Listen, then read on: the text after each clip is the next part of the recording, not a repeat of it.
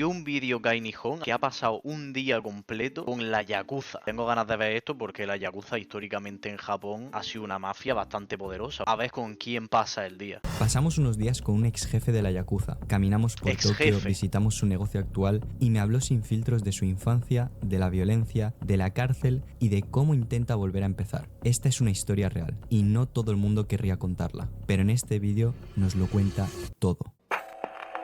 Joder, me sorprende. Su nombre es Kim Honchi. Durante años fue parte del mundo más temido de Japón. ¿Has matado a alguien? No de manera directa. ¿Has hecho daño? A muchas personas, sin lugar a duda. ¿Te arrepientes de algo? No, para nada. Vivió de la violencia y pagó el precio con 11 años en prisión.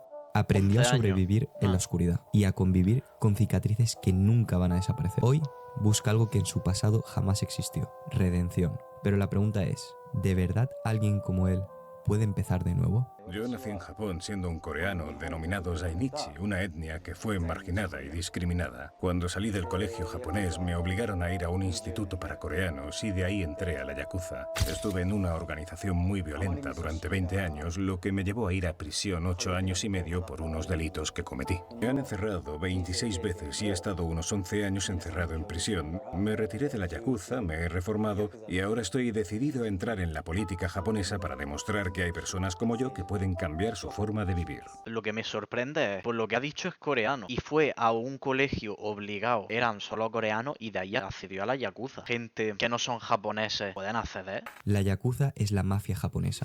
Nació hace más de 400 años entre mercenarios y apostadores que protegían sus propios barrios. 400. Con el tiempo se convirtió en una red criminal con presencia en todo el país. Controlaban bares, empresas, bancos, incluso el cine y la política. Su marca más conocida son los tatuajes tradicionales y el dedo amputado, símbolos de dolor y obediencia. En los 90 llegaban casi a los 100.000 miembros registrados en todo el país, pero el gobierno endureció las leyes y hoy su poder está en declive. Aún así, siguen siendo una de las mafias más conocidas del mundo, en parte gracias al cine, los videojuegos y la fascinación global de su código de honor. ¿Qué tipo de persona era tu jefe? Un tipo de pocas palabras, con el torso descubierto, vestía un abrigo largo y llevaba siempre 2 pistolas en la cintura. Era una persona muy respetada. Y de repente nos empieza a contar por qué se tuvo que cortar su propio meñique. Yo era el responsable de un hermano yakuza menor. Una vez se emborrachó, se quedó dormido y no se presentó a una reunión, así que me disculpé con el jefe y me intenté arrancar el dedo con la boca como muestra de arrepentimiento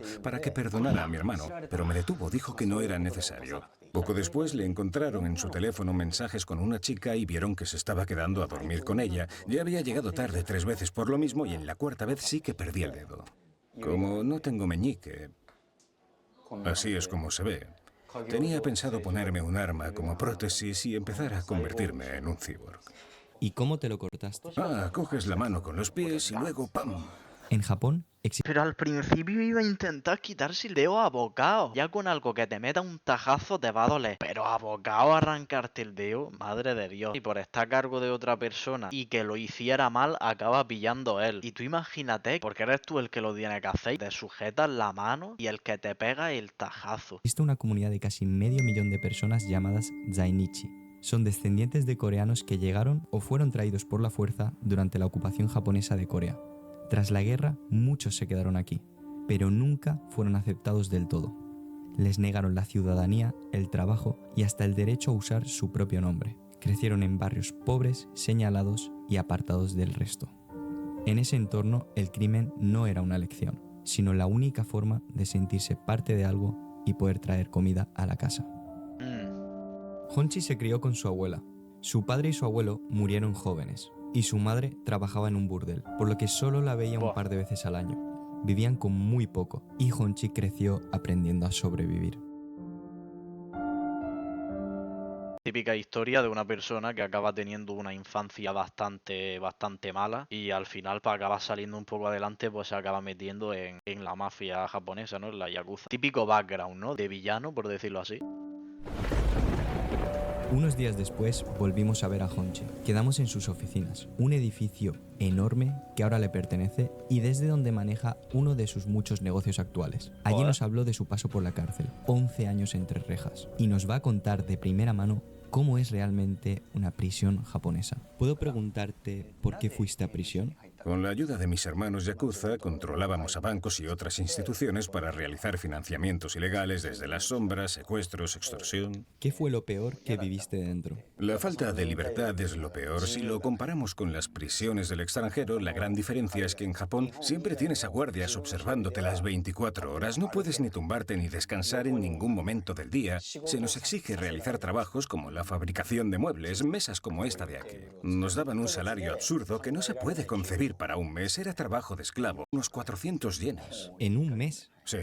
$2.60 al mes. Es que eso, ¿para qué le daba? ¿Para poder pagarse una bolsa de pipa? Peleas y los conflictos en una cárcel japonesa. Las reglas son bastante estrictas. No es que no hubieran conflictos, pero era un entorno donde no se pueden tener armas, aunque a menudo utilizaban utensilios como palillos, cepillos de dientes. Los afilaban y los convertían en armas para pinchar. Las organizaciones yakuza, que están involucradas en rivalidades y conexiones externas, también se extienden dentro de las prisiones, donde pueden ocurrir peleas e incluso asesinatos entre los prisioneros. ¿Tú llegaste a ver algún conflicto? Por supuesto, lo viví en carne propia. ¿Fueron a por ti? Sí, también me atacaron un par de veces. ¿Cómo te sentiste al salir de prisión? Cuando escapé de aquel sufrimiento, intenté olvidarlo todo, pero nada cambió. Comencé a sentir mucha presión social. No tenía un lugar al que regresar ni al que ir. No paraba de preguntarme qué voy a hacer con mi vida. Al salir de la cárcel no tenía ningún tipo de estudios ni experiencia. Lo único que conocía era el sistema de la Yakuza. Y con esas mismas reglas empezó a construir su nuevo imperio. Y todo esto comenzó en nada más y nada menos que en la capital otaku, Akihabara. Allí nos habló de su carrera política, de por qué un ex jefe de la Yakuza quiere convertirse en el primer ministro de Japón, y también nos explicó uno de sus negocios grises, que en mi opinión es bastante controvertido. En Japón los estereotipos están tan marcados que al volver a la sociedad reformado me seguían viendo bajo la etiqueta de un yakuza que ahora está muy mal visto a diferencia de antes. ¿Y crees que eso puede cambiar? Creo que para cambiarlo necesito convertirme en primer ministro de Japón. Mi objetivo al entrar en la política japonesa es expandir la visión del pueblo japonés. Estoy pensando en cómo mejorar nuestras ideas, valores y sentido humano. Con esto no quiero decir que el nivel actual sea bajo, sino que hemos crecido en una cultura de paz en Japón donde la política no despierta ningún interés. Quiero enseñarles que una persona como yo, un ex criminal que ni siquiera tiene sangre japonesa, puede lograrlo. Que rendirse en el momento en que se pierde la esperanza es lo peor que puede hacer una persona.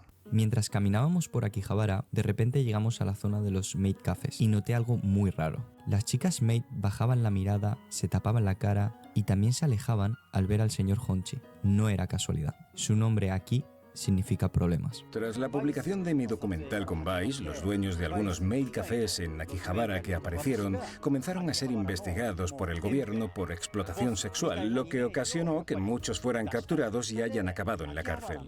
Aquí hay un negocio llamado Refure donde un hombre recibe un masaje por parte de una chica. Ellas, en secreto, ofrecen un servicio adicional que permite el acto completo. No solo pasaba en mi local, sino que aún hay lugares que operan así sin ser descubiertos.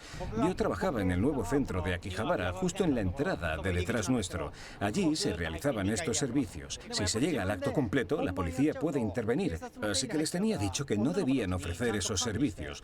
Pero muchas veces ellas terminaban haciéndolo porque ganaban muchísimo dinero. Por esa razón tuve que salir de ese negocio. Es decir, que acabó teniendo un burdel. ¿Había muchos clientes? Por supuesto, venía muchísima gente. En total al mes me generaba unos 2 millones de yenes de beneficio para mí.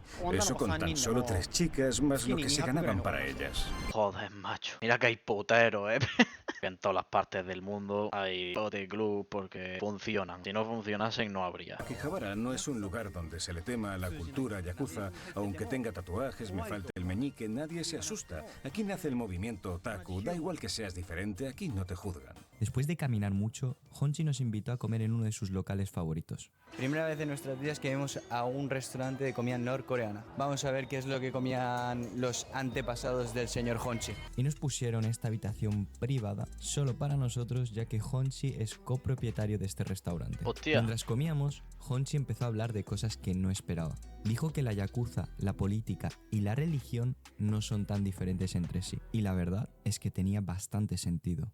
La yakuza es exactamente igual que la religión, la política o las empresas. La manipulación de las emociones humanas es algo que las empresas también hacen. Los mejores manipulando son la yakuza, luego está la política y en tercer lugar las empresas. Pero hay una gran diferencia. La yakuza no te garantiza dinero, pero las empresas sí. La religión y la política tampoco te garantizan nada.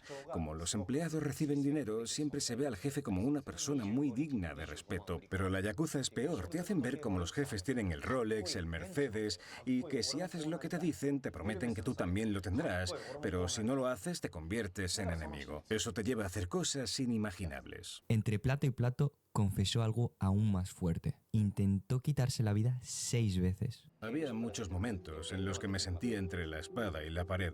Una vez estaba conduciendo y llorando en la carretera y ni siquiera me había dado cuenta de que estaba llorando. Por supuesto que he tenido pensamientos de querer quitarme la vida unas 6 veces. Una vez en la cárcel incluso me tuvieron que llevar a urgencias tras intentar cortarme la lengua mordiéndomela porque creí que saldría en tan solo 19 días. Pero luego me enteré de que el fiscal presentó una nueva denuncia, me subieron la sentencia y decidieron que estaría encerrado por un mínimo de 6 años más.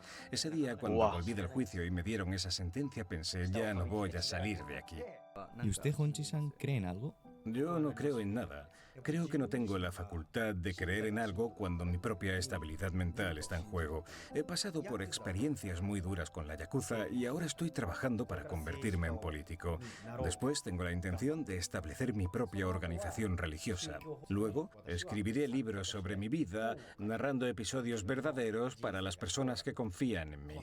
Al terminar la cena en el Se restaurante, intentó quitar el dedo por lo de su hermano abogado, que al final le cortaron y no tuvo que hacerlo. Y luego entra a la cárcel, le meten una condena de 6 años y su forma de hacerse daño es intentar arrancarse su propia lengua a bocados. ¿Qué le pasa a este tío con los bocados? norcoreano, Honchi nos dijo que fuéramos a otro sitio. No tenía ni idea de qué lugar se trataba ni qué me iba a encontrar allí. Solo me dijo la dirección y que nos veríamos dentro. Es un poco raro porque nos ha dicho que vayamos nosotros primero y que ellos tienen que hacer algo. No me ha dicho el qué. Ha salido una urgencia. La verdad es que estamos en una zona totalmente aislada. Yo no he estado por aquí en mi vida. Deseennos suerte. No sé a dónde estamos yendo, pero bastante misterio. Este plano de aquí tiene pinta de típica película que acaba en todos metidos en un pozo y que se lo encuentran luego a un tiempo por ahí esparcido. Hemos llegado. Parece un lugar bastante normal y clandestino. Así que vamos a ver qué nos depara. Era mi primera vez en un snack bar japonés y sinceramente estaba bastante nervioso. No conocía el sitio ni sabía qué tipo de gente me iba a encontrar. También quiero recalcar que en cuanto entramos al local, una de las chicas le dio un sobre con mucho dinero a uno de los asistentes de Honchi. Ahí supe que estaba en su territorio. Pero una vez me senté en la mesa, vi que el ambiente era más de risa que de tensión. En la mesa se hablaba sin filtros de absolutamente todo. Coqueteo, sexo, bromas... Y en pocos minutos entendí que allí todo era más relajado de lo que parecía. Ahora están hablando de si usan utensilios sexuales durante el acto. Hablando de juguetes, el otro día me dijo Yuki que me recomendaba usar juguetes más grandes que tu propio juguete y me insistía que era lo mejor que había hecho en su vida. Ahí es cuando supe que la tenía pequeña. Este cabrón se ha metido algo por el culo, algo muy gordo, ¿eh? Después de lo que ha dicho, este se ha metido algo por el recto a la derecha. Nada, pues nada, sí, me recomendó utilizar juguetes más grandes y me acabé metiendo una pata de pulpo por el culo. Déjame explicarme un momento. ¿Y cuál es tu favorito? Yo diría que el vibrador. ¿Y cómo lo usas cuando haces el misionero? Es una técnica secreta mortal. Tiene que ser el que tiene doble punta, ¿sabes? Se lo colocas así y erupción del Monte Fuji. Ojalá estar en una conversación de estas de la Yakuza. ¿Quién iba a decir que iba a poner a hablar de vibradores de doble cabezal y de que se dio cuenta de que tenía la tula pequeña? Pero es que puedo hacer este tipo de cosas que son bastante surrealistas. Estar bebiendo con un ex yakuza aquí, en un snack bar, es una suerte. Hasta el señor Honchi también se soltó. Siendo sincero, mi tipo de chica ideal es una chica que tenga mucha experiencia. Por ejemplo, una prostituta ya sabe lo que es bueno y malo. Por lo tanto, si ya es experimentada, me puede enseñar cosas y aparte está conmigo. ¿No es el combo perfecto? Una respuesta interesante. Entre risas y copas, la charla era relajada. hasta que Honchi miró a uno de sus asistentes y le preguntó si seguía mal del hígado, porque podía conseguirle uno nuevo. No supe si era broma o iba en serio, pero el ambiente definitivamente cambió. Así que le pregunté directamente, ¿qué tipo de negocios grises hacéis ahora? ¿Hasta dónde puedo hablar, jefe? Inversiones, criptomonedas, especulamos con ventaja. Tenemos información privilegiada que nos viene de varias empresas y hablamos de grandes empresas. Tenemos personas de nuestra organización en esas multinacionales, por ejemplo, gigantes conocidos como Toyota, SoftBank, y esas personas tienen información confidencial. También le tuve que preguntar al señor Honchi que me aclarara la broma de antes, ya que no me había hecho mucha gracia. Y tras la explicación, no sé si me quedé más aliviado o más incómodo. No voy a mencionar un país específico, pero también nos dedicamos a ayudar a médicos y a profesores de hospitales universitarios que desean ayudar a personas con órganos enfermos, pero no los vendemos nosotros. Tampoco nos dedicamos a la trata de personas ni vendemos niños al extranjero.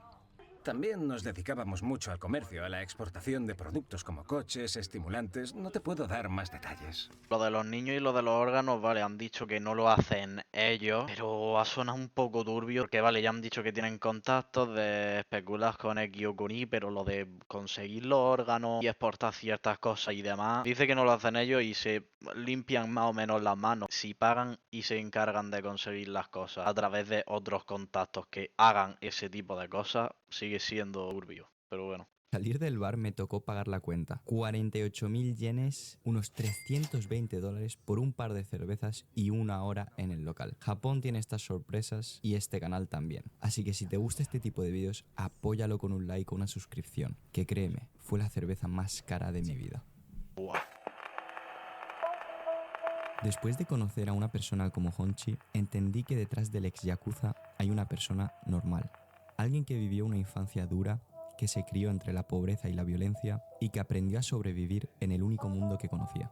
Hoy vive entre lujos y negocios, moviéndose en esa línea gris donde no todo es bueno ni todo es malo. ¿Quiénes controlan los bajos fondos de Japón?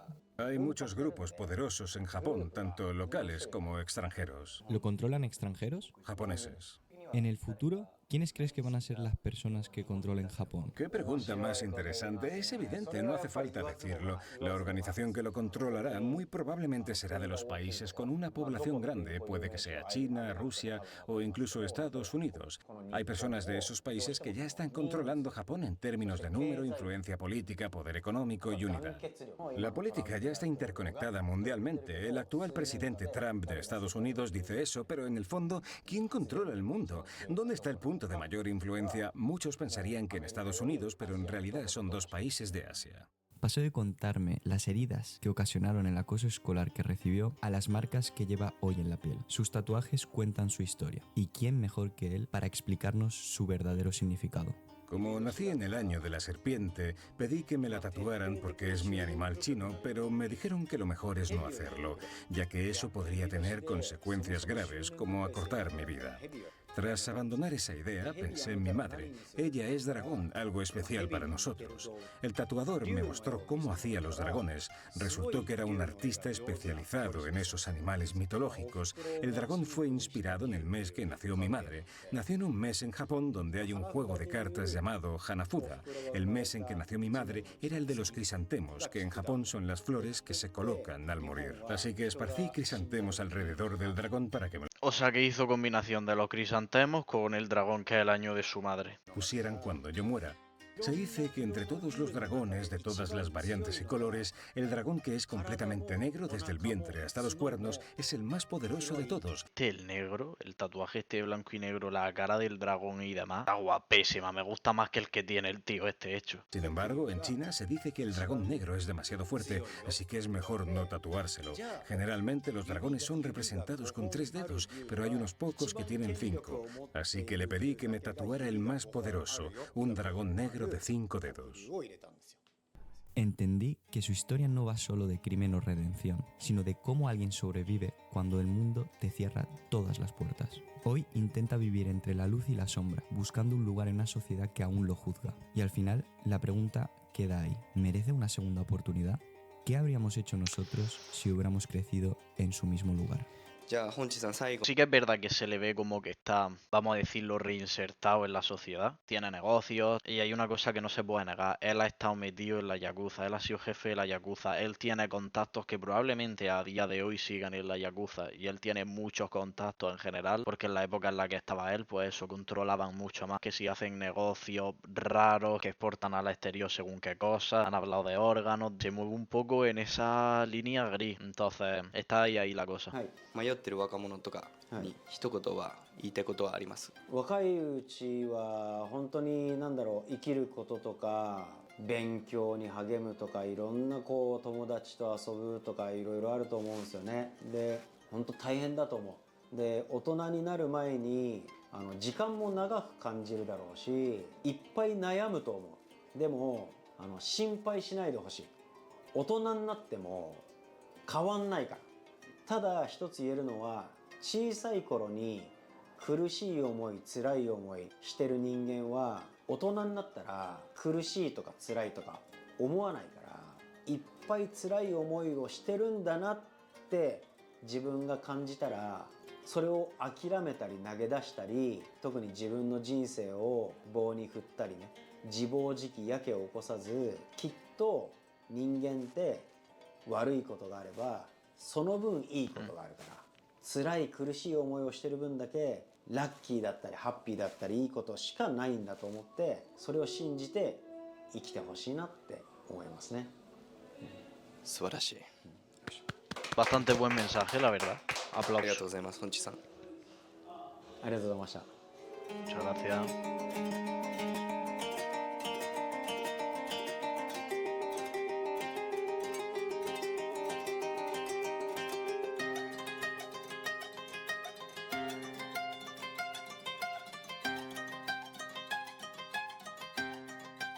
Lo veo totalmente normal que a la sociedad les cueste reinsertar y contar con este tipo de gente que han estado en la Yakuza, porque la Yakuza ha sido putada para mucha gente y para muchos escenarios. Obviamente habrá gente que se merecerá que se la vuelva a tener en cuenta y que no se le juzgue porque hayan cambiado. Bastante interesante y bastante increíble que haya podido meter con un ex jefe de la Yakuza a pasar el día. Me ha gustado, ha estado muy interesante.